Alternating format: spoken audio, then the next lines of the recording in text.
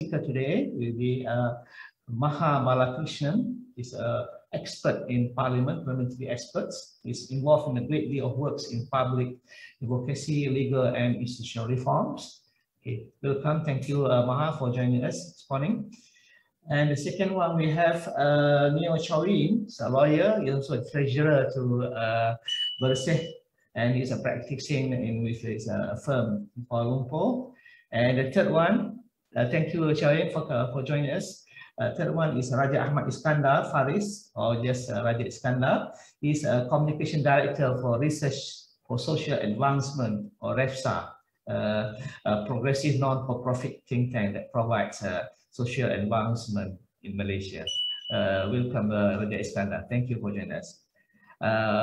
Dr. Kaur should be with us soon, and then our fourth panelist today.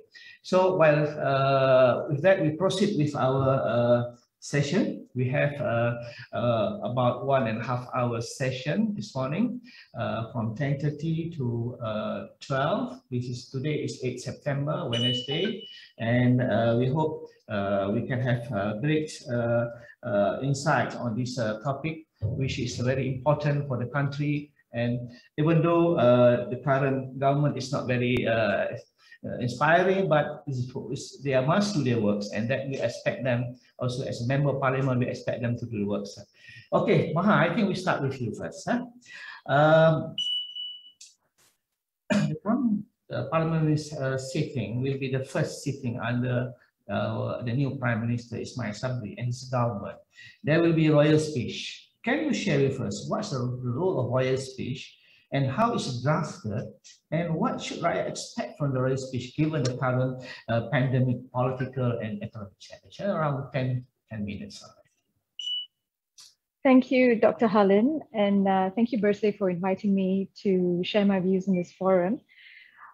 So yes, the royal speech is an interesting feature. There are quite a lot of misconceptions about the crown speech, or the royal speech as we've called it today. It is also, of course, known as the Agong speech. That's how it's commonly referred to in Malaysia. There are some, including, unfortunately, academics who should know better, who try and portray the crown speech or the Agong speech as being the written words and intent of His Majesty the Yang di-Pertuan Agong. Now, this is far from the case. The Crown Speech is actually a Westminster Convention, which we have adopted in Malaysia along with the parliamentary system. And it's actually a speech that is prepared predominantly by the government of the day to lay out the government's legislative agenda for that year or for that particular session of parliament. So the speech will typically also incorporate any major events or activities that the Agong, as the constitutional head of state, may undertake in that time as well.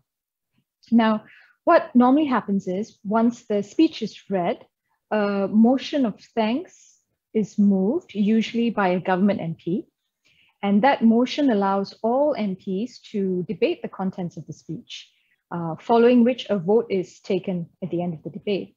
Now, because the speech, the Crown Speech, is essentially a summary of the government of the day's policy agenda for the year, under Westminster Conventions, the vote that occurs on the motion of thanks is treated as an implicit confidence vote in the government.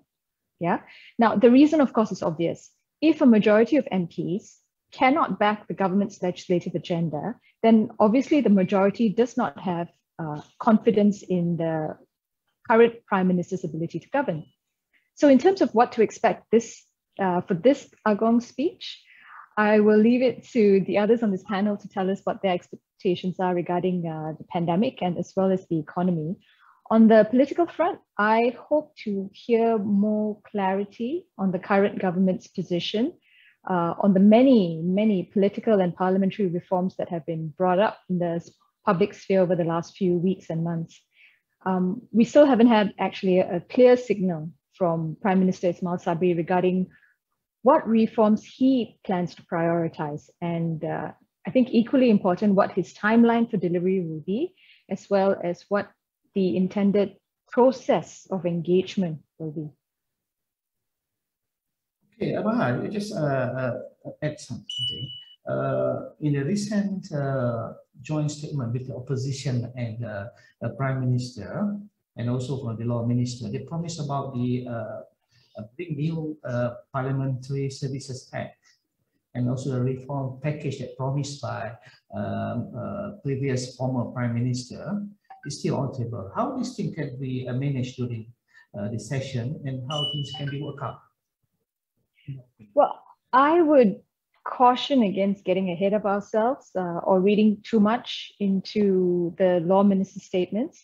In terms of the reform package that was previously offered by former Prime Minister Muhyiddin, even based on current news reports, the Law Minister, Dato Sri Wan Junaidi, has merely said that he will study the proposals.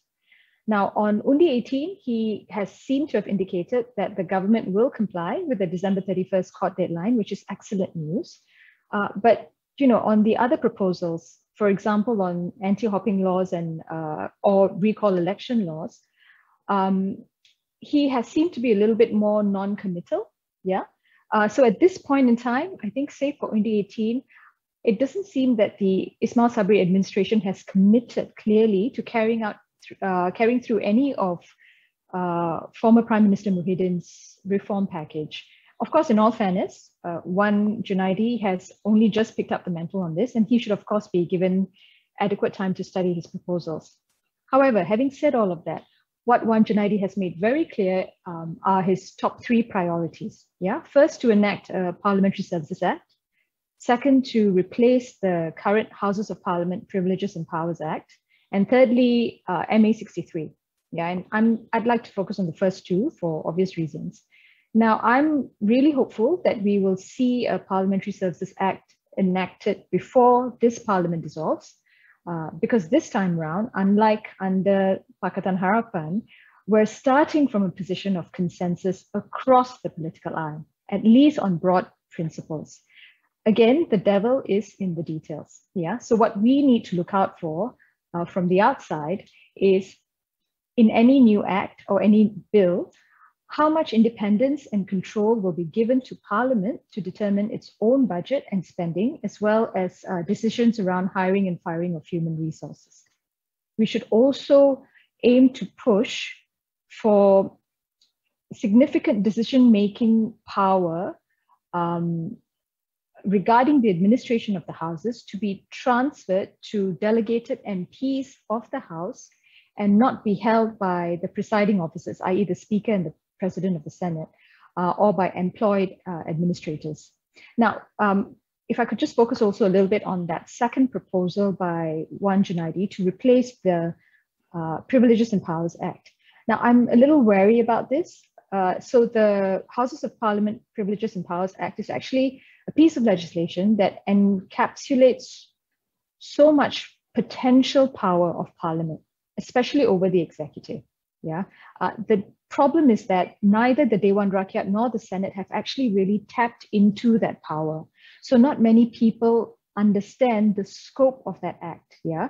Now, of course, without a doubt, there are provisions in that act which are outdated and some which may need to be updated. But I think what we all need to ensure is that any act that replaces the Privileges and Powers Act shouldn't compromise on the scope and the range of Parliament's powers and privileges in that original statute. Yeah. Now, the final, I think, important aspect, which we still don't have clarity on, which I referred to earlier, is what is the process that the Law Minister plans to adopt in achieving all these measures that he's now prioritized? Will that process be inclusive and will it be consultative? Yeah. Will the government give Parliament the mandate to draft the laws and the rule changes so that a committee that is comprised by partisan MPs can take a lead on it? So what Junaidi has said thus far is that the government will work with the Speaker and the Senate President on this by committee, but apart from that, no further details have been provided.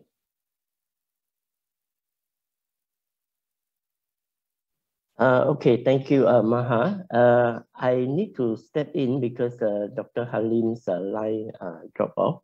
So he'll probably join us later. I'll take over moderating this session for a moment. So as a follow-up to Maha, also there is a questions on the speaker. So what will happen to the speaker and the deputy speaker? Because as we know that the deputy speaker, Dato Sri Azalina Osman, has already resigned from the position. And also there has been a call for the appointment of a new speaker. And some argue that because Dato Ad Harun, he is appointed by the previous government. So he should resign and then allow the new government to appoint a new speaker. So what's your take on this? Yeah? Well, okay, I don't agree that a speaker should resign simply because he was an appointee of a previous administration. Now, having said that, of course, based solely on the reports of the press, there have apparently been numerous motions to remove Speaker Azhar Harun, and they appear to have been rejected on technical grounds. From what I understand, some from failure to comply with notice requirements and some on other grounds. And what we also know, I think, is based on the order paper, the agenda, in other words, for the first few sittings of Parliament next week, that I think some MPs have posted on social media. So what we know is there don't appear to be any listed motions of confidence or motions to remove the speaker. Yeah. However, of course, there is notice given of the election of a new deputy speaker. Yeah. Now, I'm just going to say very quickly, if I may, because this is a problem that keeps reoccurring. Yeah. This issue of how notice periods for motions, especially for private members' motions, have been construed by Parliament. Effectively, they've been construed in a way which actually disables MPs from having their motions debated and presented. Yeah. So how the rules have been drafted and how they've been applied have been grossly unfair to MPs who are non-ministers, and honestly far more strict than in other parliaments. But I won't go into the details now. If any questions come up on this later, I'd be happy to share further. So, okay, having said that, coming back to the motion to remove or any move to remove the speaker, if there is a group of MPs who want to remove the speaker, then I think what we will see in the first few days of this parliamentary sitting is that there will be a fight. Yeah, but the fight will be by MPs who have their hands tied behind their backs because they can't put forward a formal motion in that regard. Having said that, if there is a clear majority of MPs, yeah, and that would therefore mean MPs not just from the opposition, but also at least a small group of MPs from the government side. So if there's a clear majority of MPs who either want to remove the current speaker or who have agreed to who his replacement should be, then in practical terms, it will be very difficult for the government of the day to resist that, because a coordinated majority can make it very difficult for the government and for the speaker to get anything done in Parliament simply by even refusing to cooperate on subsidiary motions, on just the general procedural motions that are part of the daily routine of Parliament. If they fail to cooperate, yeah, if, for example, divisions are called on every single vote, then it can become very disruptive for government business as well as for the speaker. So there are steps that can be taken, but the MPs have to act in a coordinated fashion. Now, in terms of the election of the deputy speaker, yes, as I said, it appears to be on the agenda, and it is a priority item. In terms of the process, it should follow the process of the election of a speaker, which means then that any MP technically can nominate someone for the position. But once again, we run into this issue of notice period. Yeah. So any MP who wants to propose someone ought to have done so with 14 days notice, but all of that is now up in the air because even this notification of the election of a new deputy speaker seems to have come in late. So I'm not sure how this is going to play out in Parliament. And I think at this current point in time, I don't think anyone has publicly confirmed that they have officially nominated anyone for that position. So we will really have to see how this plays out. Okay, thank you very much. Okay, we have Dr. Kaur joining. Thank you, Dr. Kaur, for coming in. Okay. Okay, take a breath first. We go for Raja Iskandar first. Raja Iskandar. The country is facing a range of economic problems and challenges with COVID-19. And what do you think the top priority policy to the government should take in addressing current situation now? I saw you were talking your writing on the lockdown exit strategy. What is the advice for this government coming so that the fear of rakyat facing the economy and facing the health could be alleviated? Thank you. Thank you, Doctor. When you mentioned about exit strategy, I wrote that some time back. The basic thesis of it was we can only reopen our economy if we handle our workplace transmission better. So what this entire idea presents is that the country's economic recovery, especially for 2021 and beyond, is strongly predicated on improving the management of our domestic pandemic situation. So pandemic, let's be clear, it has decimated livelihoods, the ability for us to earn a living, and it has led to many loss of lives and loved ones. So there's no question we need to mitigate. Mitigation is essential. So that should be the main pillar of our strategy. And while doing so, we need to prevent any return of stifling lockdowns, because there is this tendency to differentiate lives versus livelihoods. But in essence, life and livelihoods are one of the same. You cannot earn a living without being healthy. You cannot be healthy without having the means to earn a living. We're talking about healthy in the sense of mental health, physical health, and so on and so forth. So we see the current approach by the government to reopen the economy as a positive step, but there needs to be a caveat. We need to reopen safely. So why and how? We need to instill consumer confidence and business confidence that there is a consistency in planning and principles and reasoning, so that we don't get the impression that, oh, the government is just opening piecemeal due to public pressure. The downside of public pressure is that the public pressure can swing like a pendulum. So on one end, it can swing to let's open now. And then when things get worse, when the cases get higher, the pendulum of sentiment can swing the other way and they say, let's lock down now. So if the government doesn't have a consistent principle and easily swayed by sentiments and public outcry, without basing it on data and science and facts, then you will have a dangerous flip-flop notion. And how does this impact the business community and economy? Is that they lose confidence in investing in Malaysia, and businesses also will have no clear idea on how to reopen or operate, because SOPs will change every week or every other day. Then how do you continue to make a living and continue your operations, right? So if we look at today, the consistency and clear reasoning behind an SOP or a decision is still lacking. Decisions are still piecemeal. There's no clear planning or strategy behind any decision. So that needs to change, and that should take priority, we feel. How can we do this? The new administration can think of a few things. Firstly, they need a robust FTTIS plus V infrastructure. This is essential in detecting, isolating, and mitigating cases. So we are talking about testing, finding, tracing, isolating, and supporting infrastructure for the whole community. Building on that, we need a national testing plan.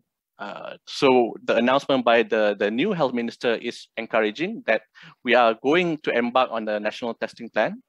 We hope that this national testing plan, national testing and tracing plan, covers the frequency of testing, the coverage of testing, what's the sequencing of testing, meaning if someone is tested positive, what happens to them? That clarity needs to be defined, because right now, the lack of clarity, especially by on the employer's end. What do they do if their employees were tested positive, right? Like the uncertainty there, it's not just causing distress to the mental state or the motivation of the workforce, but also the economic decision making, because we don't know how to plan our manpower, how to plan the workforce without this certainty set by the government. On top of that, there needs to be a learning process from the transmission that we face. When we've dealt with a lot of workforce cases, workplace transmission and workplace clusters in the past, there needs to be a learning process. There needs to be granular data and insight into that comes up from all these incidents, so that all these incidents can be used to inform policymaking and SOP formulation for the future. What we are lacking is that there has been many instances, but there have not been any process of reflection. We see many workplace clusters occurring, but why were they occurring? Were they the result of community transmission, workers in the community bringing it to the workspace? Or was it a result of transmission happening at the workplace itself? So then that brings us to the next question of risk-based mitigation. We've been, all this while, throughout this endless lockdown, we've been drilled down to the notion of essential versus non-essential. But when we look at it, how do you define essential? How do we define non-essential? Does the virus itself differentiate between essential and non-essential? So this is where we go back to the science and data and facts. Let's look at the risk. The risk of the premise should determine how strict the mitigating controls we place at the premise itself. So the SOPs need not be blanket. It shouldn't be blanket SOPs. It should be differentiated SOPs for different kind of risk sets and risk appetites. This involves looking at ventilation process. How do we mitigate the risk of transmission through air? And how do we mitigate transmission of airborne virus when we open shopping malls, we open cinemas, so on and so forth? Is it the issue of we don't have experts, or is the issue of we are not coordinating all the experts together, or the system itself the problem? Is it that I don't think that is it all this issue that we don't have expert on this? All the expert are not to be there's no advice on this. I think it's the matter of lacking of coordination. When we talk about the availability of experts, we have numerous experts. Even Dr. Kaur here is an expert. I've seen him writing articles after articles every week on different platforms. We have Professor Adiba, different professors, and they all contributed to the body of knowledge with regards to public health management, especially in this environment of pandemic. And we've seen that consistently ever since the start of the pandemic in March 2020 up until today. So that begs the question of how is the government tapping into these resources, this body of knowledge, these experts, to inform policymaking and to make sure that we are not repeating the same mistake every now and then. We've keep seeing that happening since last year. So that deteriorated the public confidence on the capability of the previous administration and could also set back this new administration if it keeps doing the same thing and expecting a different set of results.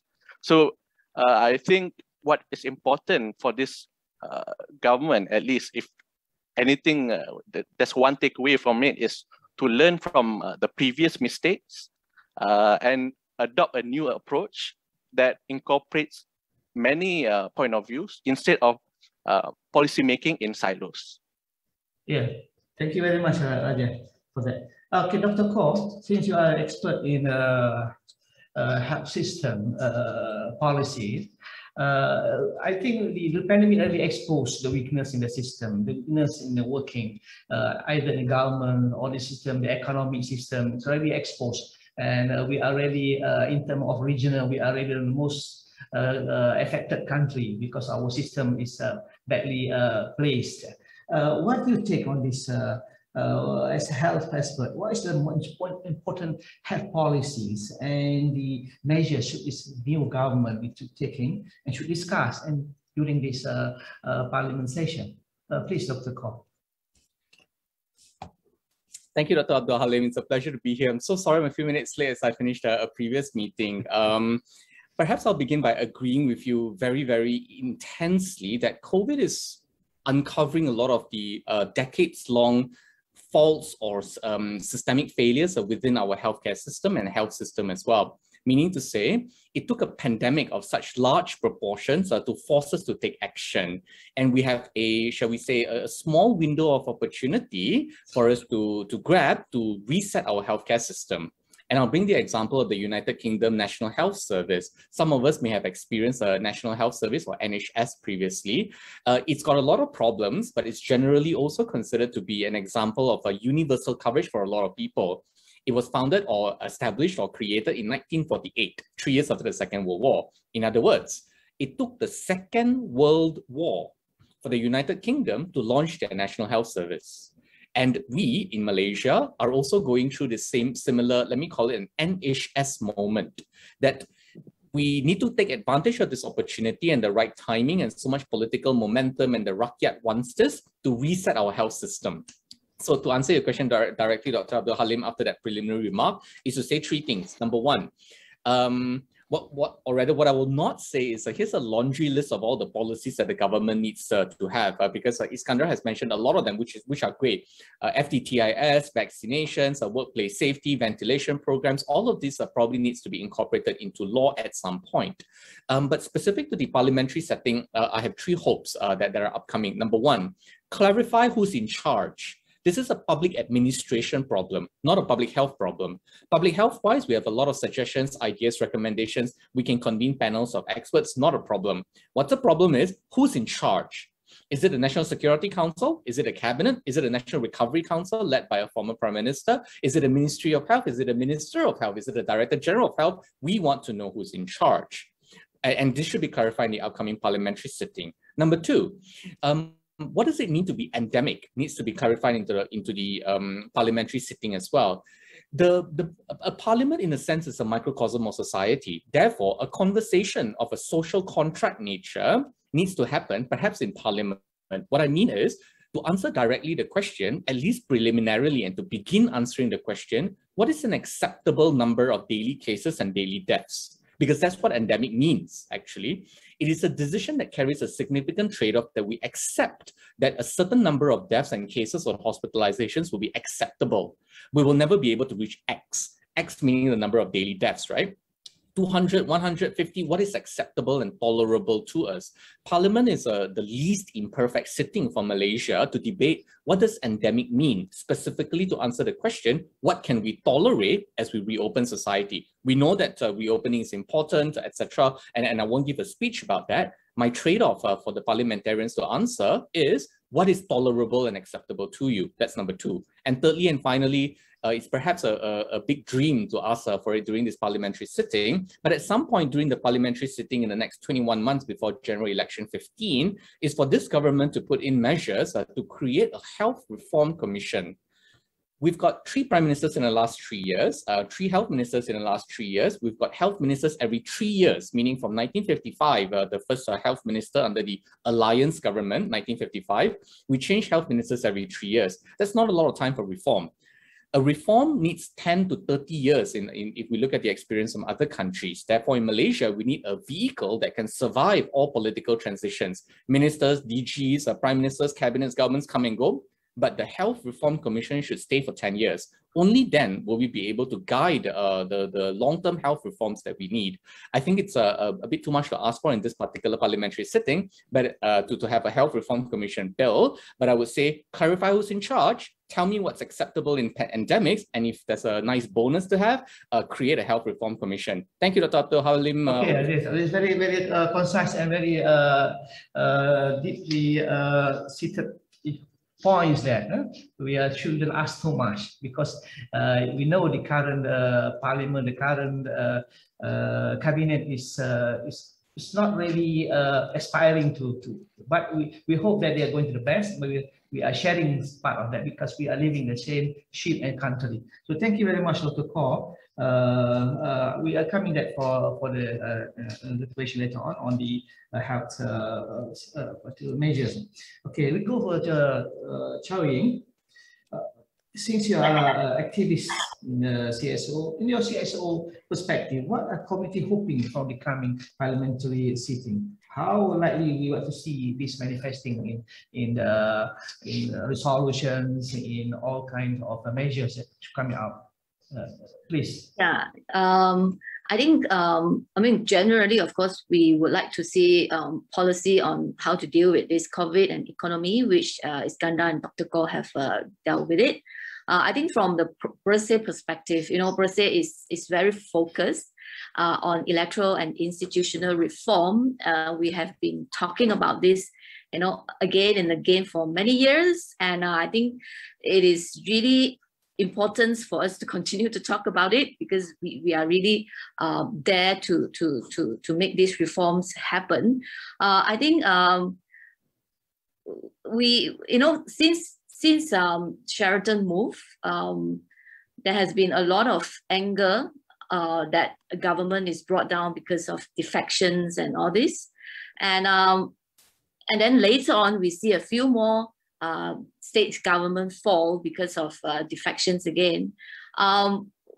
We have been very angry about it. You know, we say that it's morally wrong, but ironically, it is not illegal. In fact, the constitutions allow freedom of associations. Our electoral system allowed the defected MPs to bring along their seat. So what are we going to do with all these things? You know, I remember we, you know, four of us sitting in a dinner table talking about what we should do, you know, knowing that there's a problem with issues with anti-hopping law.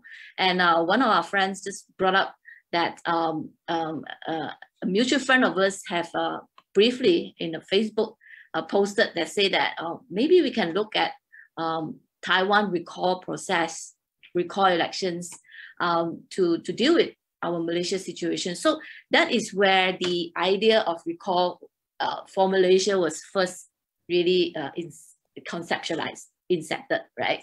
But over the period of time, we have been doing a lot of consultations. We have been doing a lot of discussions with politicians, with stakeholders. We even have spoken to lawyers to see whether there's any constitutional issues if we want to, you know, introduce recall elections. And today we have seen that it has come to some kind of fruitions, because there's a private member bill on the tables about recall. So from our perspective, of course, we would like to see this reform, these changes being tabled, discussed, and eventually it can be passed in the law, right? But of course, this is just one of it. In fact, we have been trying to look at all the flaw in the systems that really cause or encourage defections, right? So we have issues like constituency development fund. We have issues of major appointments of GLC and also main commissions. We have also equality before the law. You know, we have seen the power of the AG in prosecuting and not prosecuting, and this could be used as a tool for enticing people to join your party and things like that. So all these reforms need to materialize. But in fact, for now, I think for the next parliamentary sitting, what we are really expecting and what we are really hoping to see is, of course, the recall, the private member bill being really meaningfully debated and passed into law if possible. And of course, the Parliamentary Service Act. And, in fact, all this reform and this act and this bill has already been done a long time ago, even before the previous government, or even in the PH government's Political Financing Act that has been drafted, consulted, and all this has been sit in limbo. So it will be good for all these reforms to be back on the table again, to debate it in the parliament. And this is really what we are expecting. We elect the member of parliaments to be sitting in the parliaments to make changes, to improve the systems, to make our life better, right? So this is really the systems that we have to work with and maneuver in. I think that, there are MPs, to be honest, there are MPs that we are really expecting them to be a reformist MPs, right? Because we have elected those MPs on the reform agenda that have put forward. We really hope that, they will also, during this parliamentary sitting, play their role in debating on this.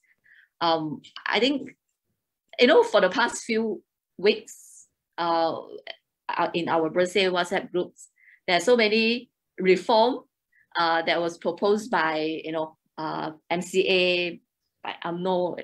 So we were like, what? Who is talking about which reform?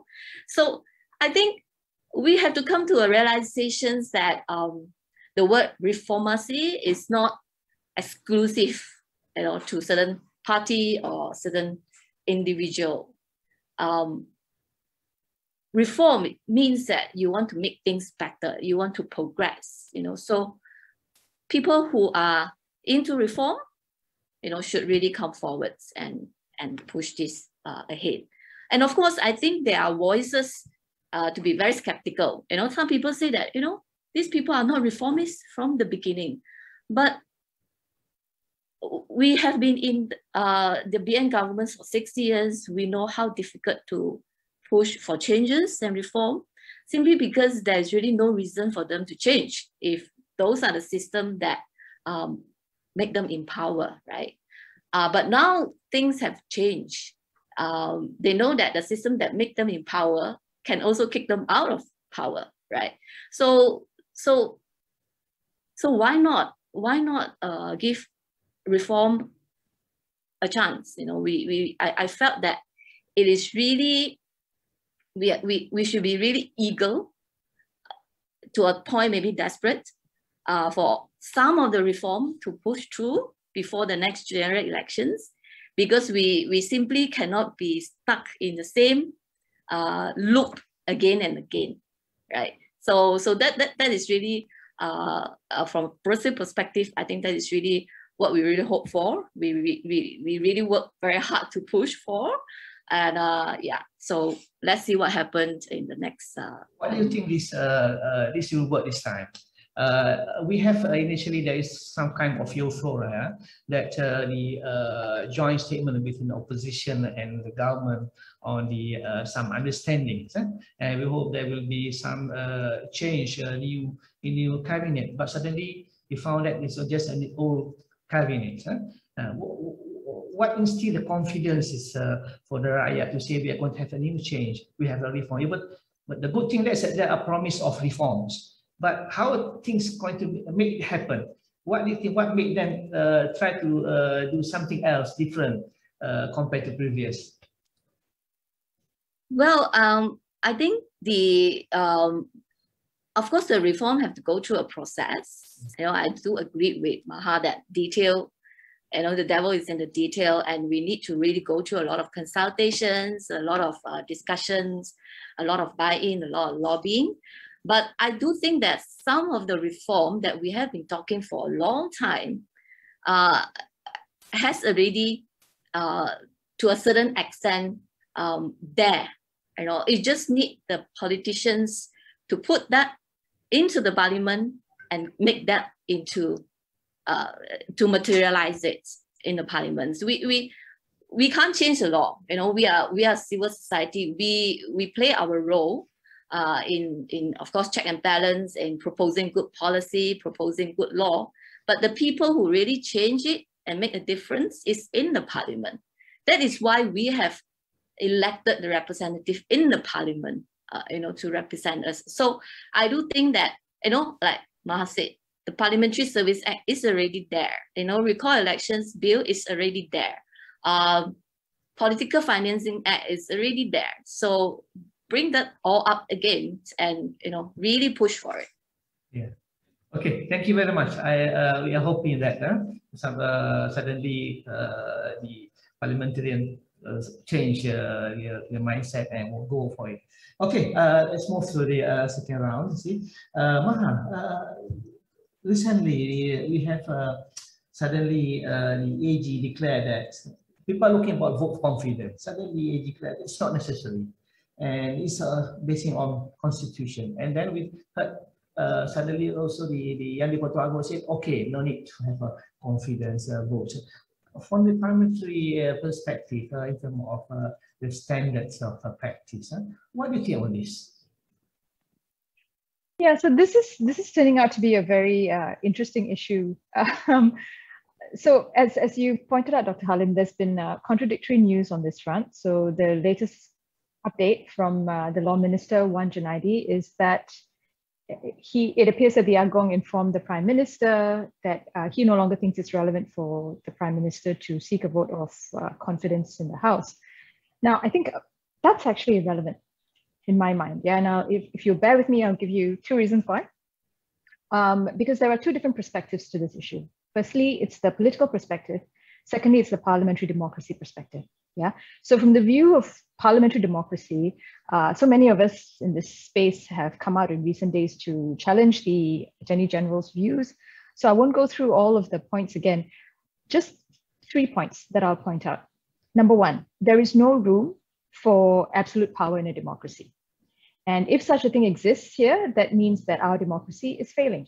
Yeah, and in Malaysia, all institutions, whether it's the constitutional monarch, the executive parliament, or the judiciary, all of them have to exercise their powers based on the limits that are imposed under the constitution and in accordance with principles of constitutional democracy and the rule of law. Yeah, so all of this is basic.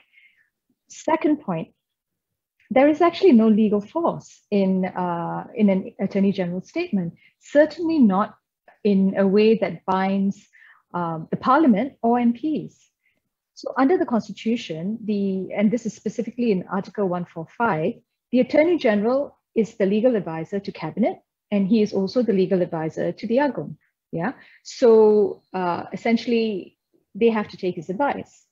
But to my knowledge, the Constitution does not say that the Attorney General must also advise Parliament, or that Parliament is required to follow the Attorney General's advice. So on that basis, what the Attorney General says on this point actually plays no part in what MPs can or cannot do in Parliament. Yeah, but the third point is perhaps the most important.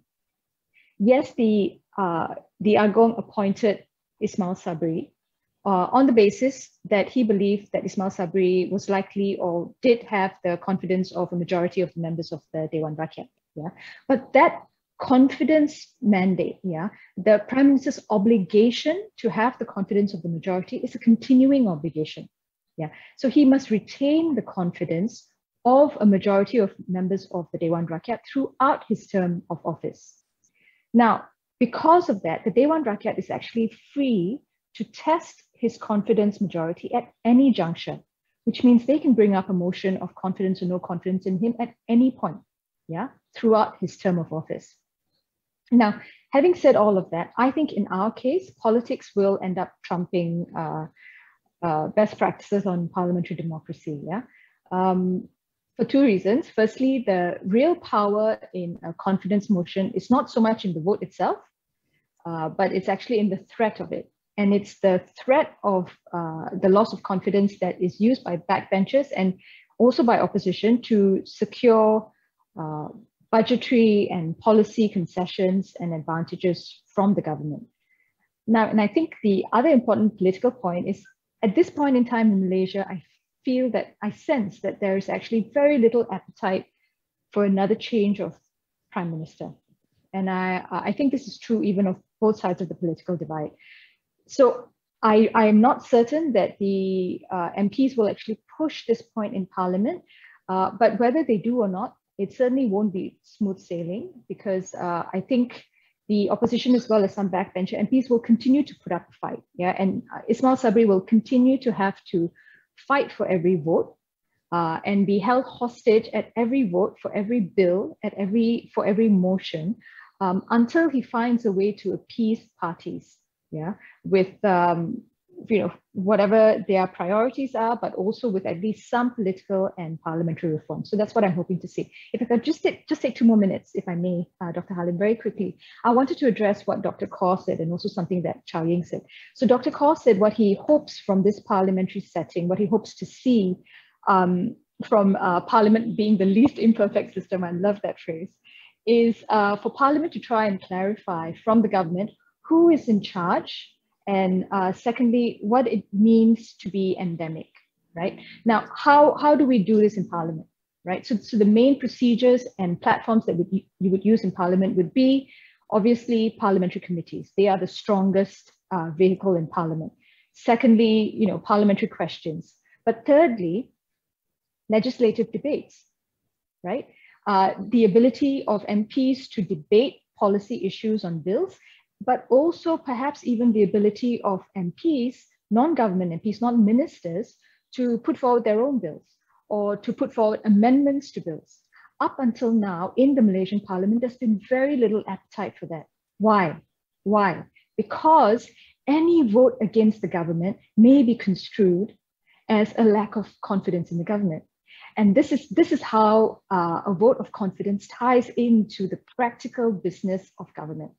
Yeah, if we had a specific and very clear express vote of confidence that secures the Prime Minister his mandate, it actually buys him room in Parliament. It buys him some freedom to be able to conduct government business without the threat looming over his head all the time that he might be seen to have lost the confidence of Parliament. There's one question related to what you said from Mr. Andrew Koo. He's asking about if there is no loss, or if there is no, if the government refuses to introduce a vote of confidence, motion of confidence, can opposition vote down the royal address, and this is considered as a vote of no confidence? The opposition could, but of course it would take more than just the opposition. You would also need some MPs from the government side of the bench as well, but it probably won't be politically viable, I suspect, because again, it comes back to how an Agong speech is understood by the public. I think the fact that the word Agong is attached to the speech colors people's views on what it actually means. So I suspect that the opposition or any MP would be loath to be seen as voting down the Agong speech. Now, even if that happens, yeah, theoretically, even if the Agong speech is voted down, it doesn't automatically, it may not necessarily automatically be construed as a vote of no confidence in the government. It may still require a further motion to be brought, yeah, either by the government, a clear motion of confidence from the government, or perhaps a motion of no confidence from the opposition, yeah, just to expressly put it down that either the PM has or does not have the confidence. Okay, thank you, Maha, for your insight on this. Can I go to Dr. Kaur first?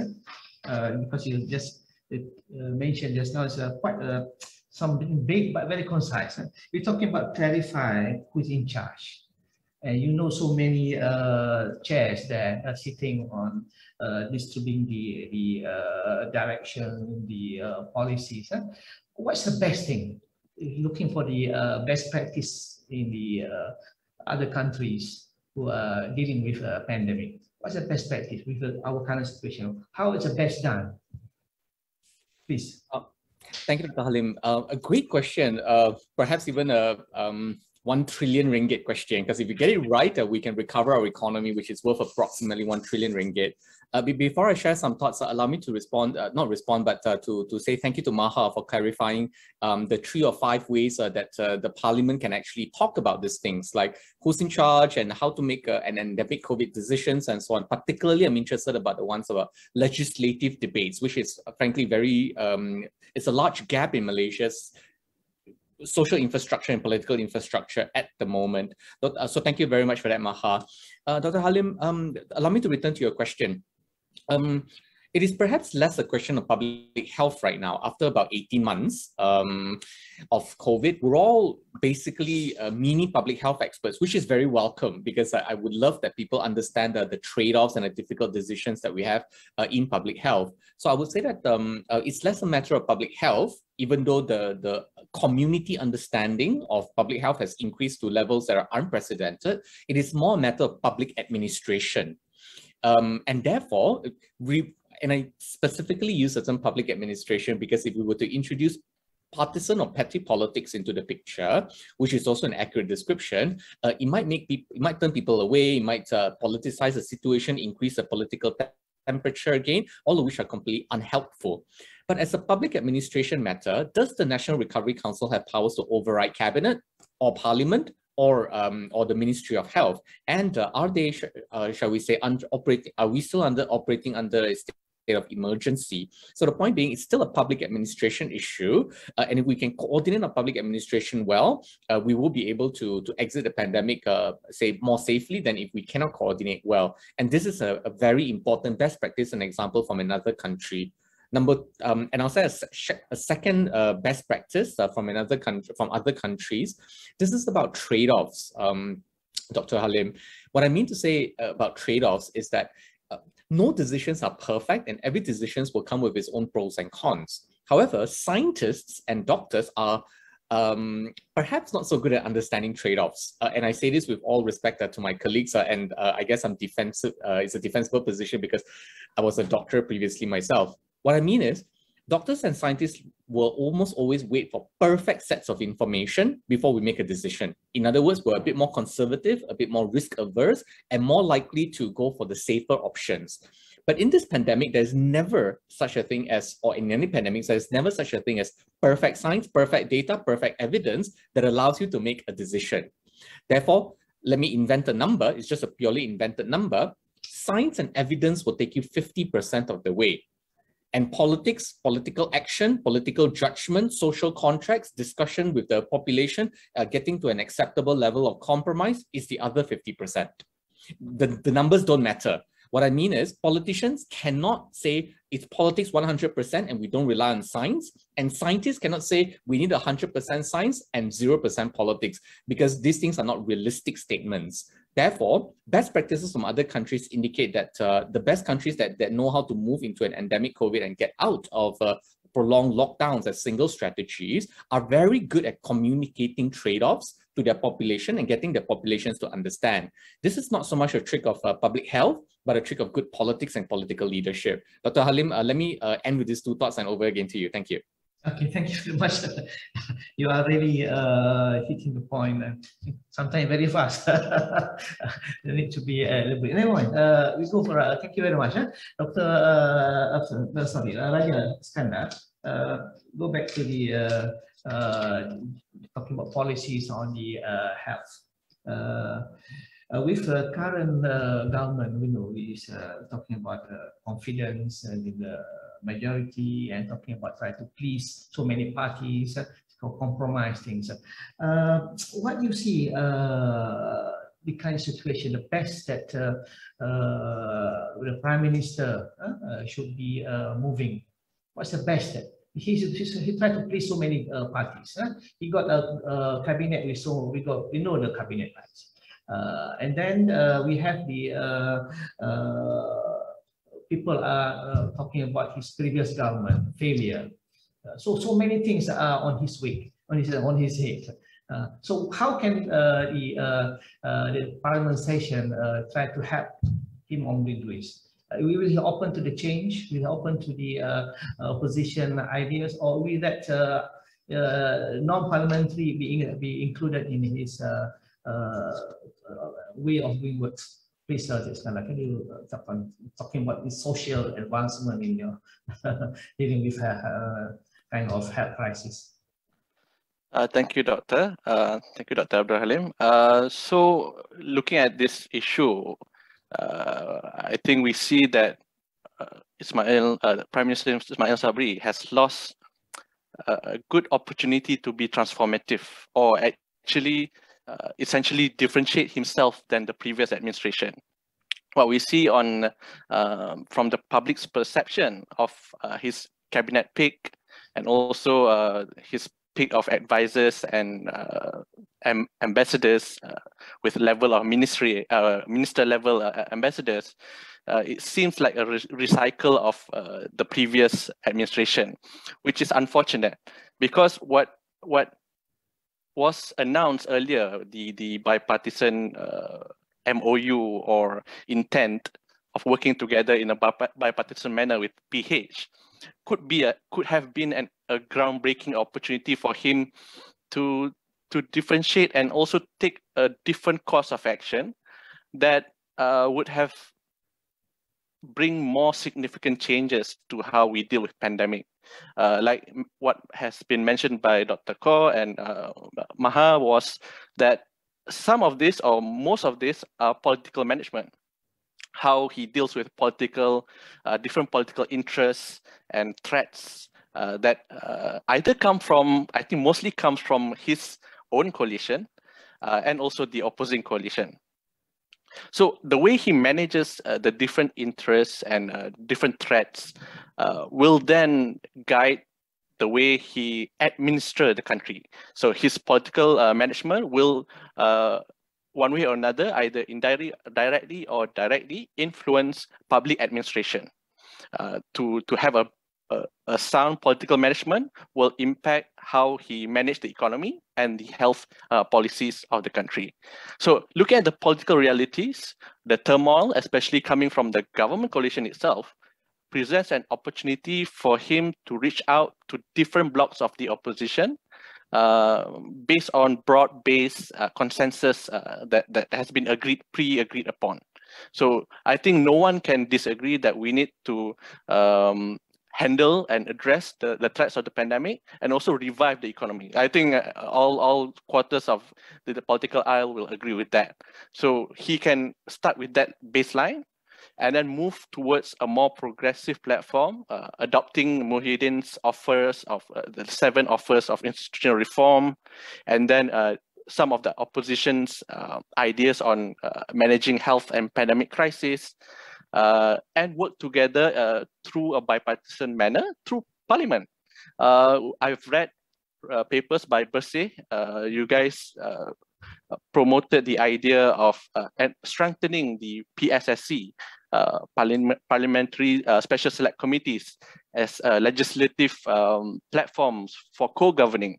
So that can be a model that the new administration adopt, so that Parliament doesn't just become a rubber stamp where policies are designed and formulated in silos at different level of ministries and then brought to the Parliament just to be passed or be approved. But the process now has turned. The executive needs to bring over the different members of Parliament to the decision-making table, and then use the PSSC as a platform where maybe the opposition member can be a chair, and then the composition can be bipartisan. We have independents, opposition, the government MPs, give them more resources, staffing for research purposes. Then the ministry, respective ministry, will need to consult the PSSC before tabling a bill. So that minimizes or lessens the possibility of a policy being rejected because of lack of majority or lack of votes in the August House itself. So this becomes an avenue also to invite experts different kind of experts to the decision-making table, because we must acknowledge, as have been said earlier, that public health is now no longer a medical issue. It's an economic issue, it's a social protection issue, it also involves behavioral analysis, and many other disciplines that permeates in our everyday lives.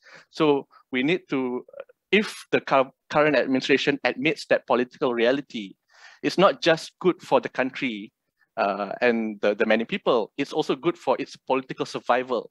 So I think to get them to realize that this new normal of politics is here to stay, and there is no longer the old normal of political dominance where you can just bulldoze each policies and each bills through the parliament.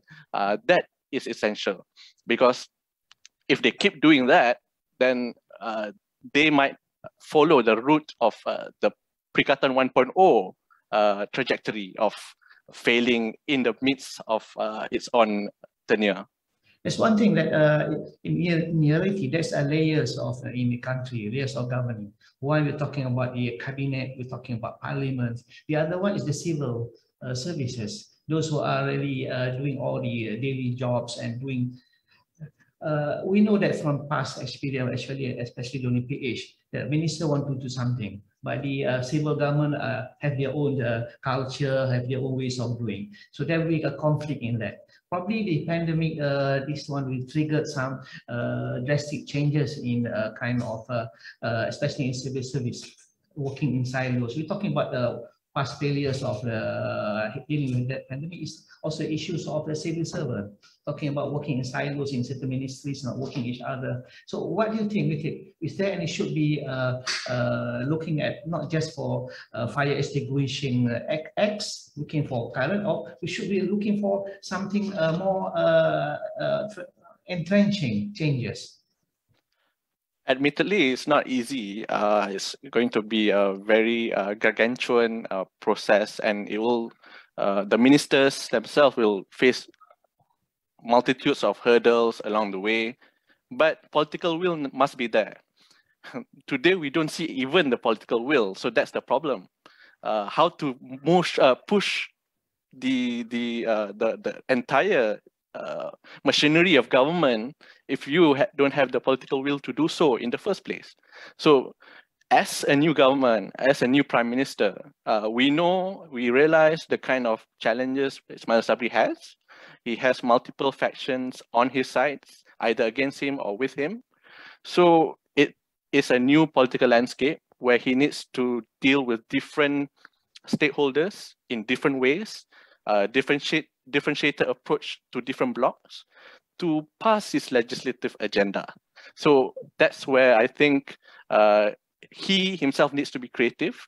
And there is also ways or means for civil societies, opposition to push their agendas as well, because this is a new landscape of politics where the current sitting government needs mandate and needs approval to pass its legislative agenda. So that is something we should take advantage of, and we should be mindful on how we can then shape or guide this agenda towards a more progressive way and effective way to manage the multitudes of crises that we are facing today. Okay, talking about this public service accountability. Thank you, Justana. I try to have an opinion from Maha. What's your view we take on this public service accountability? Because I think we have very strong public service that are sometimes difficult to change. They are very reluctant. Yeah. A lot of inertia on that.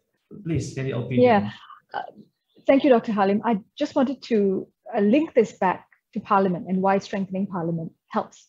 Yeah, and I think very few ministers actually realize this, that committees, when select committees work, who are they taking evidence from? They're rarely taking evidence from the ministers, yeah, on policies and implementation of policies. They're taking evidence and they are requiring public servants to come before them and speak to them and tell them what they are doing, how they are doing it, why they are not doing it better. Yeah.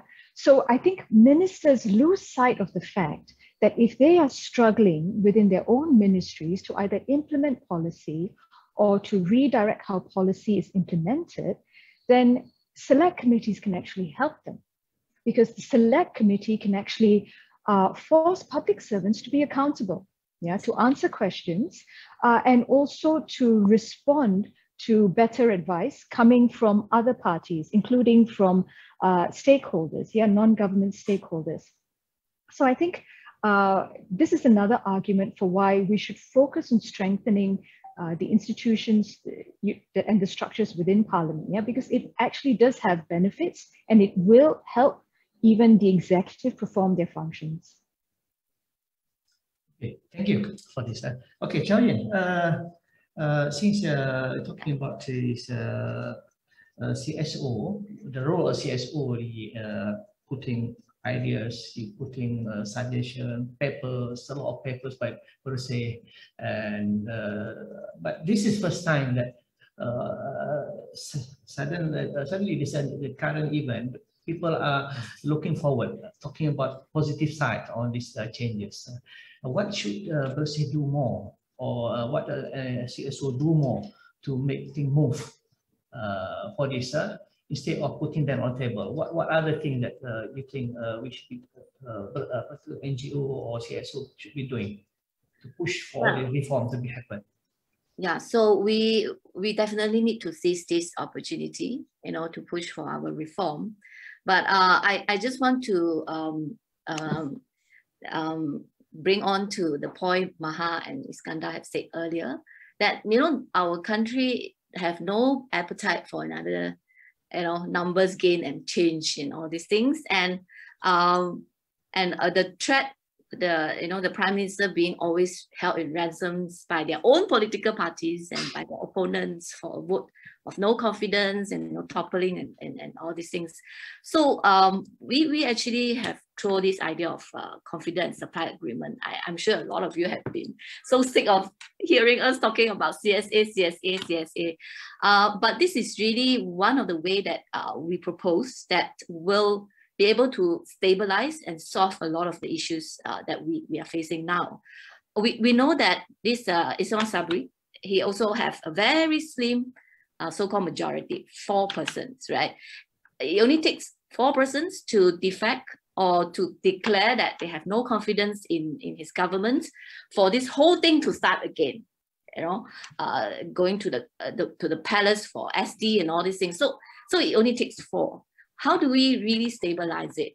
So we propose a solutions. It's called the confidence and supply agreements. It is where the oppositions, or even not the whole PH as a block, or maybe DAP, PKR, or they vouch that they will give the confidence to the government, right? We will not vote them down. We will not vote them down on the confident votes, right? We will pass through the supply bill, but in exchange, there has to be some form of reform. So this is where the bipartisan cooperations can come in, through a CSA. And I just want to say that if this CSA works, it is really signed and put on the table and implemented, not only that we can stabilize the government, in fact, he doesn't need to be held in ransom by their own revolt in their own parties, like what happened earlier. There are certain, I think, misconceptions about CSA. I just want to point out 3 things. First is that it has to be open, it has to be written, right? There are samples of CSA agreements all around the world, in New Zealand, in Germany. So we can look at that. It is not something done behind the scene, or horse tradings, or all kind of a secret deals. It is on the table. We will not vote you down, but in exchange, we want all these things. And secondly, it is not compromising the opposition's role as the opposition. You're not saying that every single thing you support. You can still have debates in the parliaments. You can still object to certain policy and give your own input. That is where the PSC, Parliamentary Select Committee, will play a more meaningful and constructive role. And it is actually definitely not a unity government that everybody is in the governments and sharing the big piece of cake. So to me, if I visualize if CSA is really happening and implemented, I will visualize a government that is more stable until the next general elections. During this period, put in all our reform and make sure that the reform materialize. Part of the reform, actually, in fact. And this is the best opportunity, because if they don't carry out the reforms, we have the general elections to cast our vote and decide. And we will see more constructive policy debates. We will see Parliamentary Select Committee that that play a more important role, a more constructive role. We can have like what you said, a COVID and a recovery committee that involve the opposition as well. We will see more vibrant debates, some reform to be implemented. So I really hope that, this thing can materialize so that we don't have to go through all these threats, this possibility of government collapse, and then the number and the speculations, the rumors, and all these things, it will go just loop and loop again. But to be honest, I mean, we have seen some news that CSA is at the blink of collapse, plus the government's refusing to have the vote of confidence. I'm just a bit fearful that things will happen again, behind the scenes. So we really hope that the oppositions think carefully about all this CSA, seize this opportunity to put forward the reform. It is only the best for the nations, and we should not really think about own self-interest and party interests. Yeah, thank you. We have hope. We have hoping, but the reality is really against our hope. We're talking about the government who is talking about the lifespan is very short. Based on the election coming soon, why should we rock the boat? Why should we do this? Just maintain as usual. That's a reality that probably more probable, but we are hoping. Okay, I think we are going to end for the session, but I'd like to ask all the panelists to have to summarize or give a point, take-home point. That's what it should be with the topic of our forum today, the fourth session of the Parliament and the Royal Speech. What the expectation of the rakyat for this coming session? Okay, I'll start with Maha first. Can you summarize what the take-home point is? Well, I think the take-home point is that we are in an unusual moment in Malaysian politics. I don't think we've ever seen a time where there is at least conversation about parliamentary reforms and political reforms that go beyond just the usual opposition parties. Yeah. And yes, I can see that moving forward, certainly it may not look like we may get all the reforms we want, but I think what we cannot discount is the way in which, the form in which all these different political parties are going to go into the next election is very different from how they went into the previous election. Yeah, they are not all going in with the same from the same position of strength, and it is because of that, actually, more than anything else, and perhaps even more than public pressure, it is because of that that they will look to make sure that the rules of the game support them. And I think that is what we need to count on, and that is what we need to drive forward. What are the structural changes? What are the political reforms and the parliamentary reforms that are necessary to create a more level playing field for all these parties? What is the optimum change that they all need in order to ensure that they have a more level playing field moving forward? So I hope that the pressure that's being put on politicians from all sides to push these reforms forward continues. And I'm hopeful. I'm still hopeful today, as I was last year and 2 years ago. Okay, thank you. Okay, that's a call, please. Thank you, Dr. Halim and or rather Professor Halim. Thank you very much for inviting me to speak to Bersih. I will begin with a compliment to Bersih to say thank you for your service to democracy and nation building all these years. I'm a big fan, and I will support you and your work as much as I can. I would like to share two final thoughts, but they're very paradoxical. Firstly, I'll say that health is political. Secondly, I'll say that health cannot be politicized, so they can be a little bit contradictory. Health is a political choice. Science, evidence, facts, clinical trials, healthcare, doctors, nurses, specialists, vaccines will only take you so far. The rest of it requires the government and political leaders to make good political choices in order to deliver health and healthcare to the population. We've seen that COVID it's not only exposing that healthcare, defined as hospital, doctors, nurses, and vaccines, is not enough. Health is indeed all around us. The social determinants, economic determinants, political determinants, and legal determinants of health need to be resolved. Therefore, for all those reasons, healthcare alone, doctors, nurses, and vaccines are not enough. We need to have health being a set of very strong and important political choices that we make. That's my first ending comment. My second ending comment is a bit paradoxical to the first one.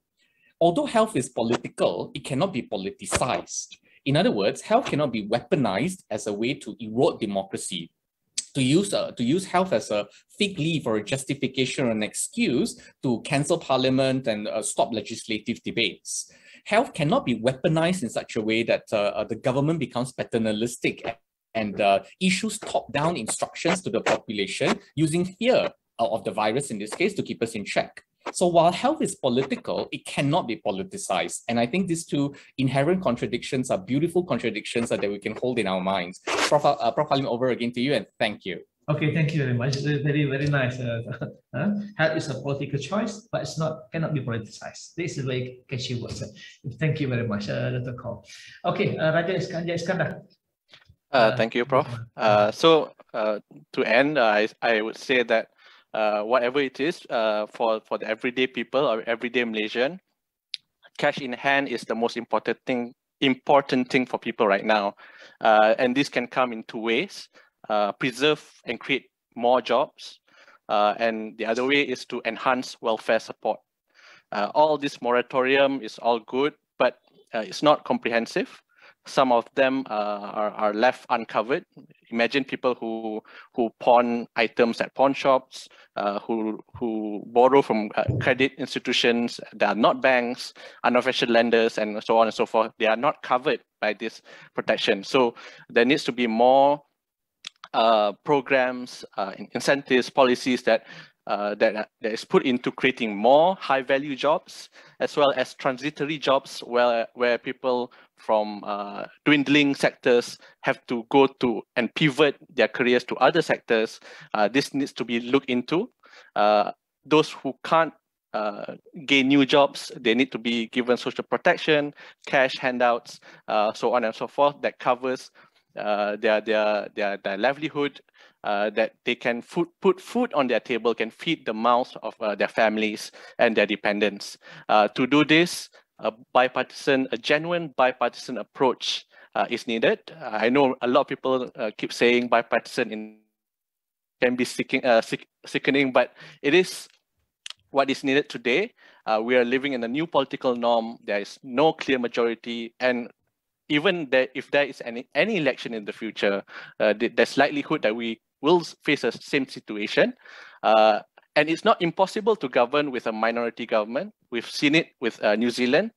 The earlier parts of 2020, Jacinda Ardern governed with a minority government, with CSAs, and she did a remarkable job at handling pandemic.